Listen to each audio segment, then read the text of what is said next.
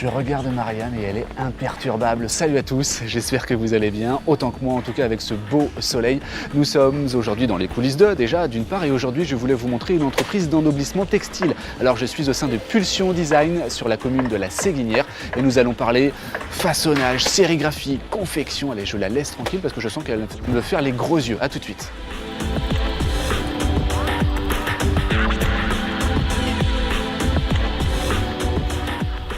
Allez, sans surprise, je rejoins le dirigeant de Pulsion Design, Vincent Bernard. Merci de m'accueillir, Vincent, ici.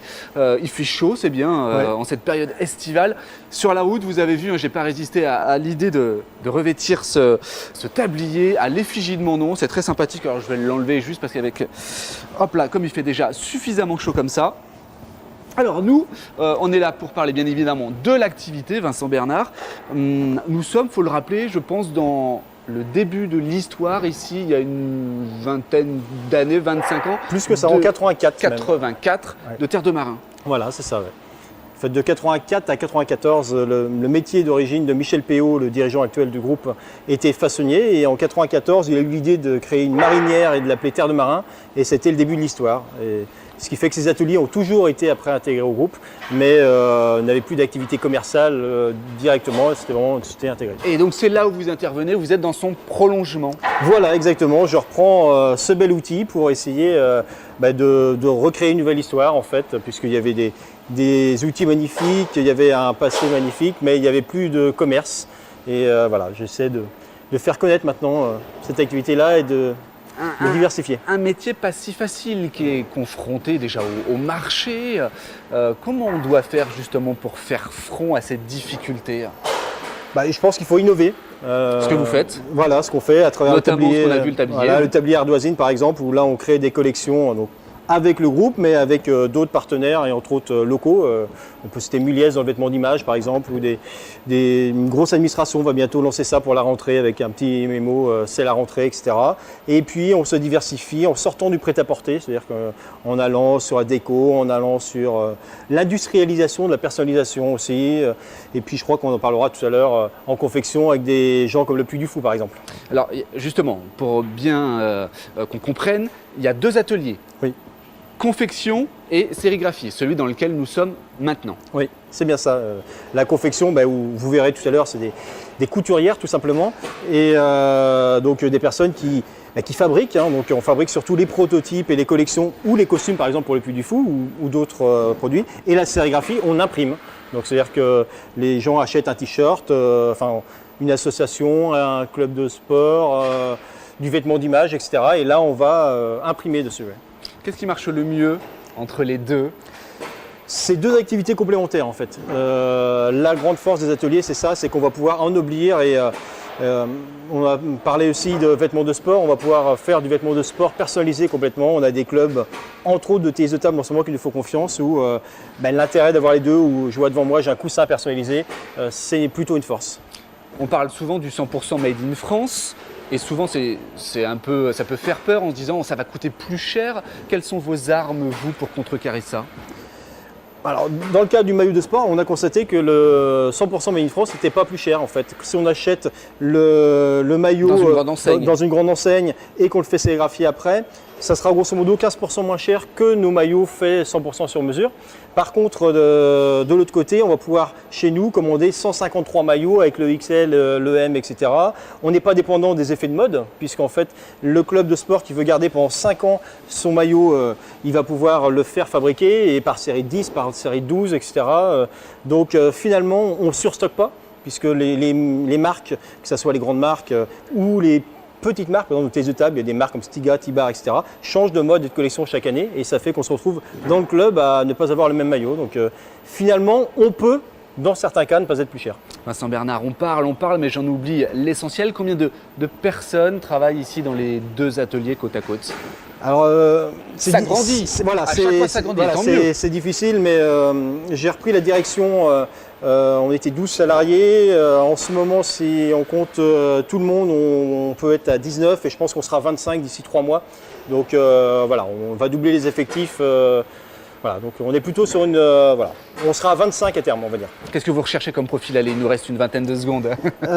Aujourd'hui, j'ai trouvé le dernier profil qui était compliqué, c'était sérigraphe. A priori, on a recruté un nouveau sérigraphe. Les couturières, assez étonnamment, on a trouvé assez facilement aussi, mais sans doute il va falloir, puisque entre autres avec le Puy du Fou, on va se développer à l'export et on aura besoin sans doute de plus de couturières.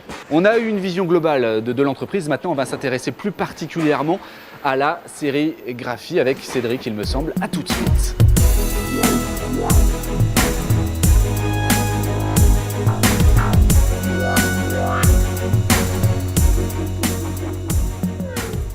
Nous sommes repartis dans cette seconde partie. Tout à l'heure, j'avais pris de la hauteur avec Vincent Bernard. Je suis redescendu voir Cédric Cardon, que je salue. Merci. Bonjour. Cédric.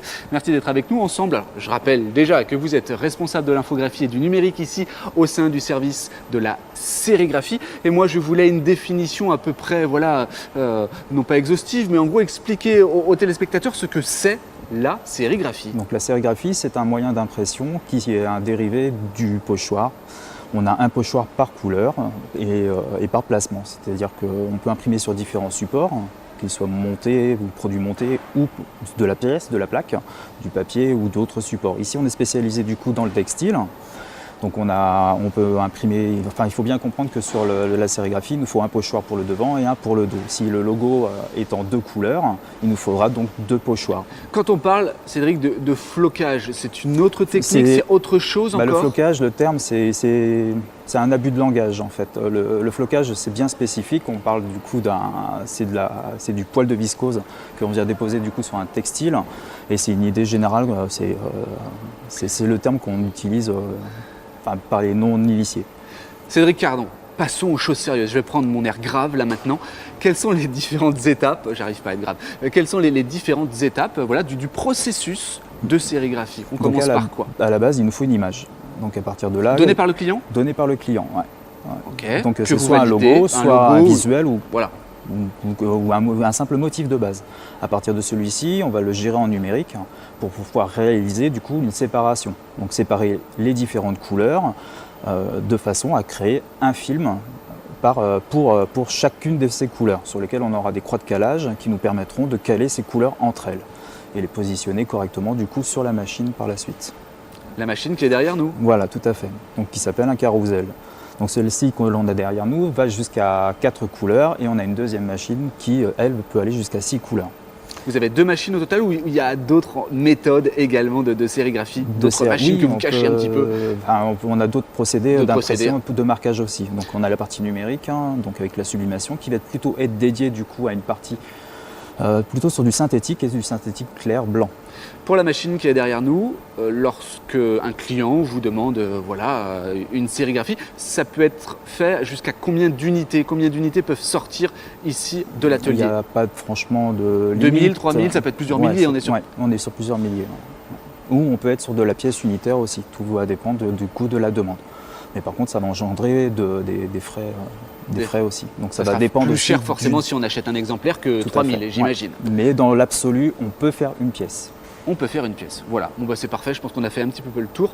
On va rejoindre votre collègue, on va traverser la rue, on va aller du côté de la confection. Merci Cédric.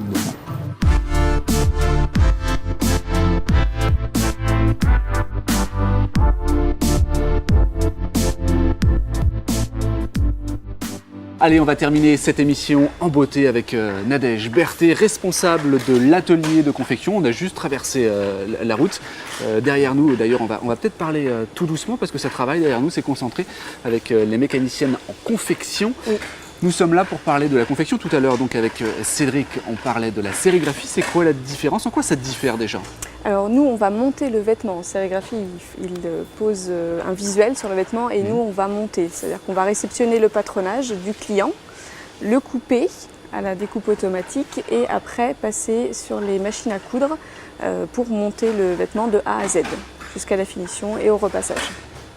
Donc à la base, oui, c'est bien, vous répondez vulgairement, j'allais dire, à un cahier des charges du client. Tout à fait, oui, c'est bien ça.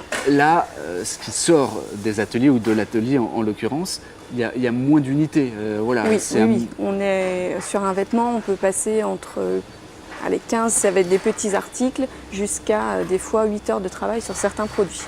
Donc là, on ne peut pas évidemment avoir la même quantité de rendement. Vêtements, tout à fait, de et la même production. Tout à fait. On va parler du calendrier et de la saisonnalité. Oui. Parce que vous devez faire front en fait aux 2 collections par an. Voilà, ça en prêt-à-porter, il y a 2 collections qui vont être de mai à juin et après de novembre à décembre. Donc en gros 4 mois sur les 12, il en reste 8 à combler. Exactement. Et comment on fait? Donc dans ces cas-là, alors là ça c'est des périodes de collection et nous on va essayer de travailler sur d'autres niches de produits comme par exemple le Puy du Fou qui vient nous combler la première année les 4 premiers mois de l'année pour la production. Et après on va travailler sur du vêtement personnalisé ou d'autres productions qui sont hors collection prêt-à-porter. On en parlait tout à l'heure avec Vincent Bernard, effectivement. On va dire un petit mot sur le savoir-faire, sur les personnes, les mécaniciennes qui travaillent derrière nous. Elles sont combien déjà? Alors nous, elles sont 8. On est 8 dans l'atelier. Vous êtes 8. On a 2 coupeuses et 5 personnes qui savent fabriquer aux machines à coudre, plus une responsable d'atelier. Et il faut préciser, je regarde ma caméra, que chaque machine à coudre en fait a une spécificité. C'est pour ça qu'elles ne sont pas toutes utilisées là à l'heure où on vous parle. Exactement, parce que les mécaniciennes sont polyvalentes. Donc du coup, elles savent bien utiliser des machines plates, des surfileuses, poser des boutons, faire du bordage de t-shirt, du rempliage et poser des pressions, ainsi que le repassage du vêtement. Qu'est-ce qui vous plaît, vous, Nadège Berthet, dans ce métier-là? Alors moi, ce qui me plaît, c'est le contact avec le client, réceptionner et comprendre sa demande et après transmettre cette information auprès de mes équipes et également de voir un tissu se transformer en un vêtement. J'ai toujours été ébahie par cette transformation. Et on va tirer notre chapeau à ces femmes d'expérience. Nadège, pour terminer cette émission, on va regarder votre caméra et vous allez souhaiter bonnes vacances aux téléspectateurs. Bonnes vacances à tous les téléspectateurs. Chers téléspectateurs, très bonnes vacances, profitez-en bien et on se retrouve très bientôt pour un nouveau numéro dans les coulisses de... Salut à tous.